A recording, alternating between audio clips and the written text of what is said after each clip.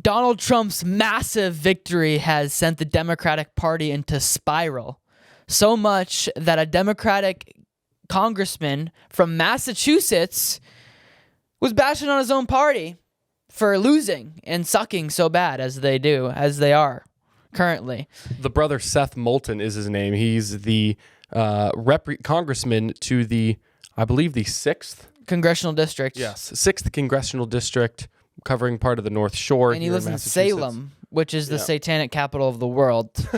Not that that's relevant, but he had a very, very based take, which I don't remember the last time I heard a Democrat congressman from Massachusetts ever have a based or relevant take on conservative issues. He had a based take from a Democratic perspective. Like, for the Democrat Party.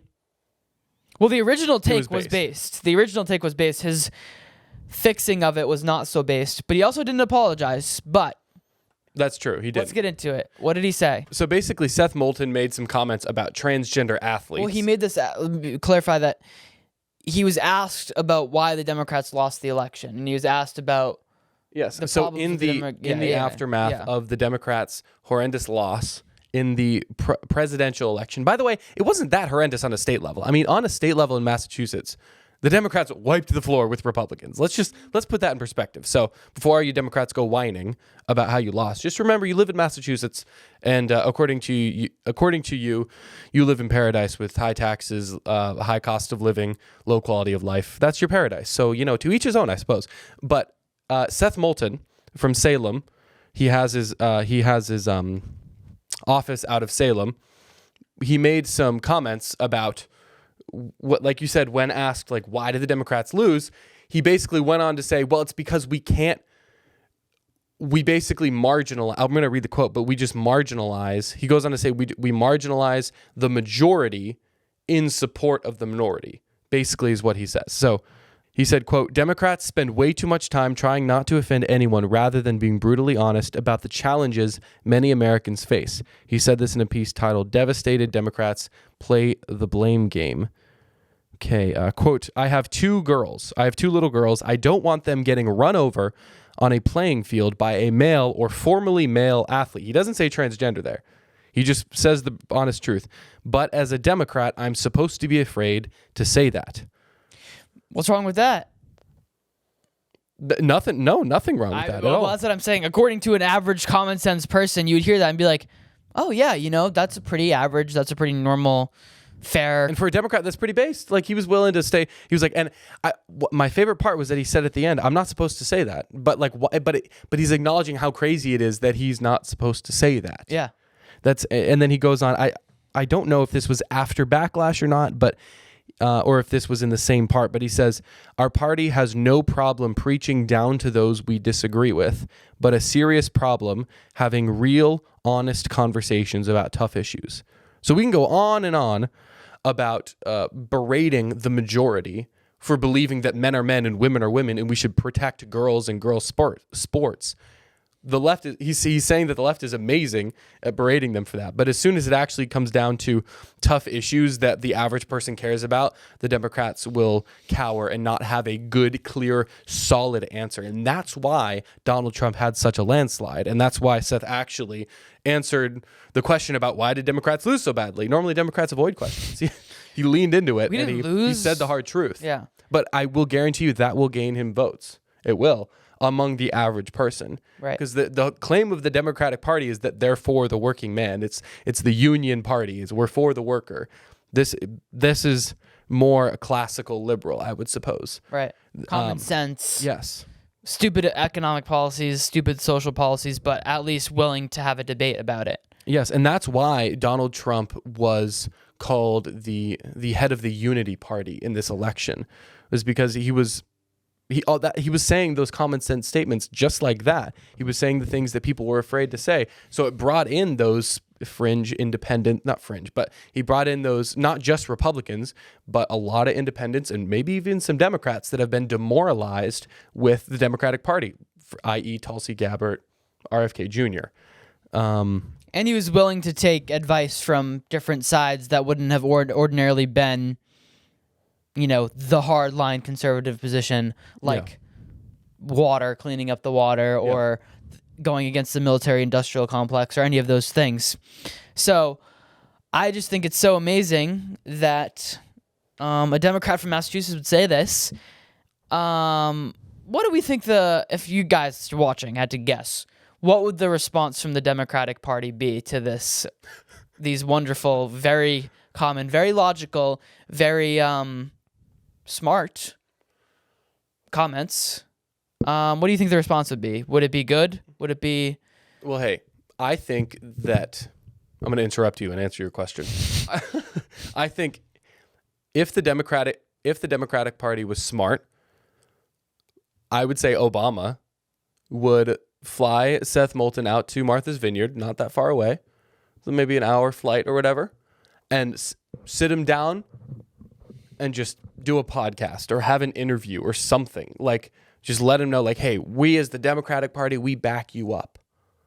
We back you up. We're gonna stand behind you as the Democratic Party, and we're not gonna let the Democratic Party be divided on such trivial matters. We're gonna focus on appealing to the worker because we want to get reelected. Well, that would be assuming they view it as a trivial matter, and assuming that they're real people. And assume that'll get us banned from YouTube. Never mind. I was gonna make a reference about Obama's wife. Alleged. His wife. No. What do the Democrats do? Well, we've got just these lovely protests going on outside Seth Moulton's office in Salem. You know, trans lives matter, all this stuff. So, you know, well, and oh my gosh, in the description, eat your local fascist, protect your local queer witch. Thank you, Witch City.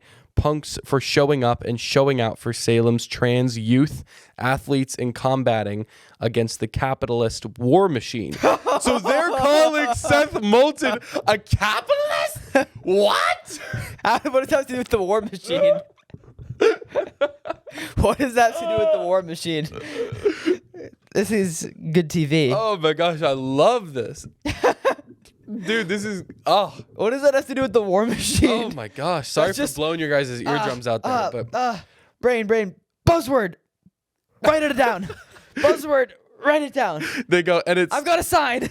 And they go, to you at Rep Moulton, time for you to move the F out of town. Your welcome is overstayed. We don't want to be neighbors with a transphobe anymore.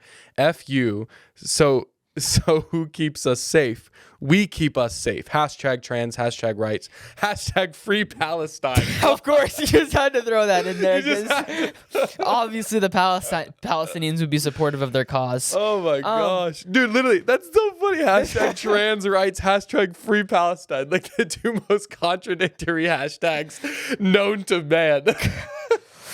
Seth Moulton's in for a primary from a furry coming up in this next election. A furry Palestinian supporting communist is going to run. RFK Jr. reaches out and be like, brother, I think you might be a Republican. Like, once you switch. He's closeted. Yeah. I mean, Seth, you have a chance to be the first Republican congressman from Massachusetts since I probably have been born. So yes, and he's not that old. I know he looks older than he actually is, but dude, it's oh my gosh, it's ridiculous. Okay, his campaign manager resigned too. Let's guy, hours after. Like, imagine being that guy. You know what? I got to do, Seth. I've got to do this for my career. I mean, you can't say things like that, right, Seth? I mean, he had to resign. I understand. He wants a future in the Democratic Party. He wants to manage more campaigns. You can't be supporting anti-trans rhetoric around here in the Democratic Party. Oh my gosh, he wants a chance at Maura Healey's campaign in 2026. I think he does. Yeah, I think. Hey, you go get it, man. I don't have his name or whatever, but man, you go chase the bag. Live your truth, brother, man. Live your truth. Yeah, Seth went on. Okay, so he initially said those comments in a New York Times article. And then he went on to reaffirm those comments. He doubled down in a GBH News article where he said, quote, I mean, here we are accusing Republicans of being weird, and we're the ones who are suddenly requiring people to put pronouns in their email signatures. I mean, that's kind of weird, to be honest. This guy, dude. This guy's fired up. What got into him? Oh my gosh, dude. Is the Holy Spirit working on this brother? I think he might be. Like it seems like something happened at home and he just took the red pill. I don't know if his wife left him or like She's one of those ladies, maybe he voted for Trump or something and she's protesting. Oh, yeah. Well, it's not even, let's not go down that rabbit hole. Sorry. But anyways, our point of this is that it's fun. This is going to be local fascist, protect your local queer witch.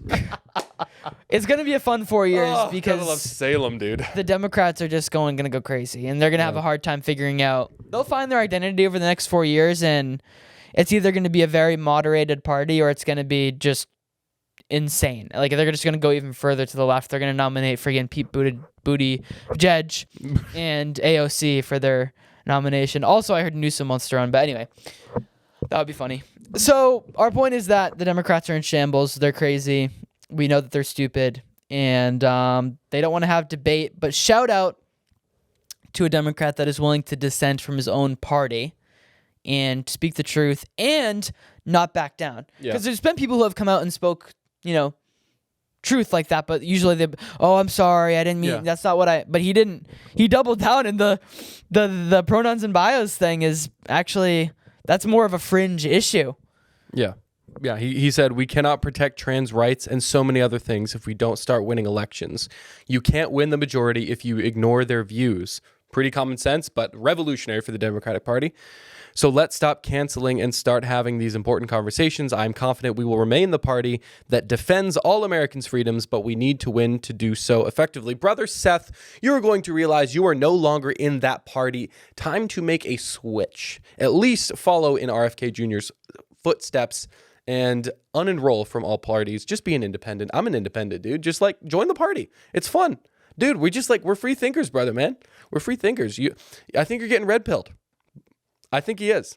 I'm in all seriousness, I'm excited to see the fallout of this situation. I agree. I want to keep following this story because this is maybe we'll reach out to Seth. This guy has other views too that are. There's no way there's just that. No way. There's no way it's just that. No way. Brother might believe life starts at conception. There's a chance. Slow down. At least 15 weeks. Slow There's down. a chance. All right. Slow down. But wise words from a Democrat in 2024, not something you will hear very often. We will take a win when we get it. Thank you guys so much for tuning in. My name is Sam. My name is Hunter, and we are Sam and Hunter. See, it's true. What do you guys think about the new channel name? Let us know in the comments.